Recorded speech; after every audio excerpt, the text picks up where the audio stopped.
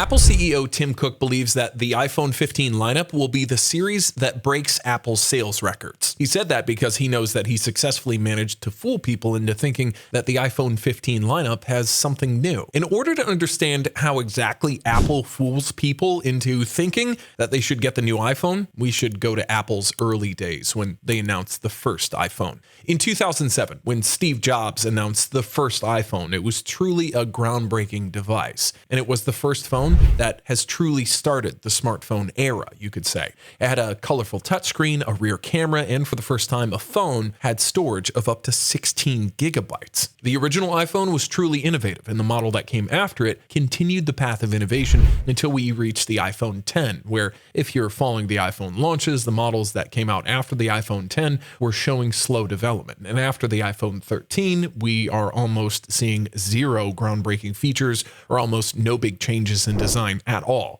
Whereas Apple used to completely change the design every 2 generations. Even if we're seeing no huge development, Tim Cook continued to say that each year the new iPhone is the best iPhone they've ever made, and he didn't lie about it. It's just that in recent years, the iPhone didn't come up with anything new or exciting. Even with that, people still and will still believe that Apple is an innovative company, and there's always something new in the newest iPhone models, even if people don't notice it. Well, that's because when smartphones were still a new innovation, Apple invented many things like the AirDrop, Siri, retinal displays, dual cameras, and many other things that Apple implemented first in the smartphone market. Yes, sometimes they were late to adopt things like the full screen display, which Apple saved for the 10th anniversary of the iPhone, despite other smartphone makers adopting it way before Apple.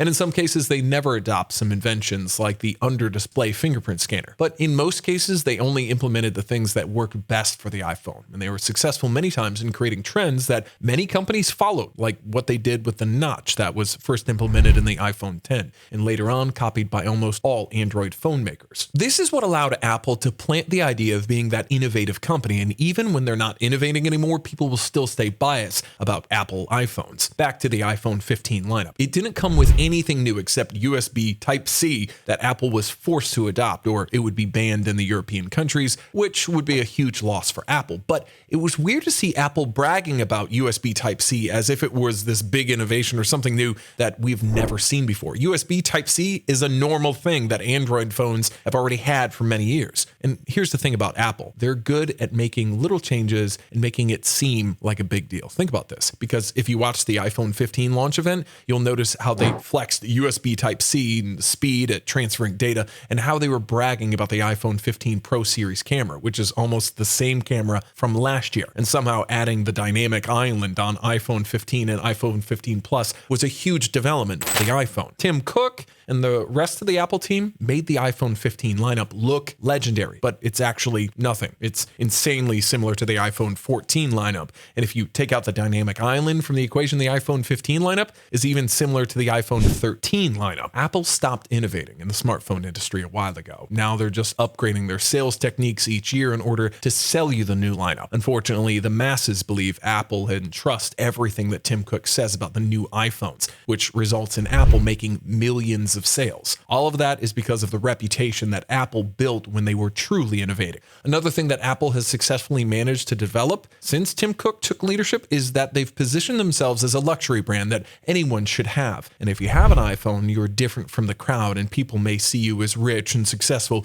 And if you don't have an iPhone, you're just a boomer. It's crazy, actually, to see people lose their critical thinking just because they see a number change and hear Tim Cook say that this is the best iPhone ever. Somehow it is, but it doesn't bring anything new to the table. And before you blame Apple because they stopped innovating and started focusing on marketing instead, you must know that smartphones have reached their final stages in terms of innovations. Yes, smartphones will keep evolving, but they'll evolve at a much slower rate than the previous years. And this is completely normal with everything in new technology. Tim Cook knows that the iPhone reached its final stage, and now they're just relying on their image to sell. And that's why he's shifting Apple's focus towards something where people can see Apple truly innovating in that product and bring the wow factor that the iPhone has in its early days. And the only thing that has this criteria is the VR headset. assets. And that's why we're seeing Apple putting so much of their resources into developing the Apple Vision Pro, because when Apple announced it, people said that Apple has truly innovated a new product